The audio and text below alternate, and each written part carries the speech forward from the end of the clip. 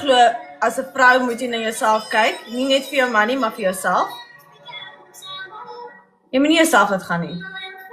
Maar dis ook 'n man moet ook nie 'n vrou afbreek dat sy haarself laat gaan nie. Want ek was ook al daar gewees, wat jy letterlik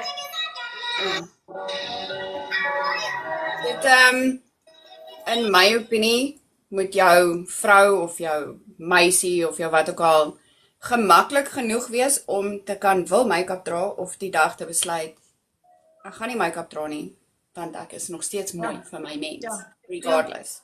Ja, jy kan nog steeds sonder make-up rondloop en jy kan nog steeds gorgeous wees. Dan kan Ek dink die mans verstaan, hè, hoe dit voel om permanent 'n geverfde gesig te hê. Ek gaan jou nou net daar so stop, né? Ek gaan jou nou net daar so stop. Ek gaan jou nou stop. Okay?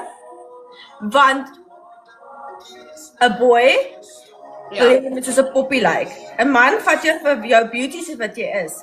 Met make-up, sonder make-up, in jou PJs. Oh, You won't happy place. Happy place. Ja.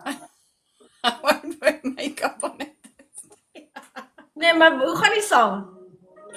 Dit is die song. Skiesie. Daar's 'n song wat sê I won't wear makeup on a Thursday. Regtig? Ja. Ek het hom nog nooit gehoor nie. Ek gaan hom gaan soek nou. As ek onthou.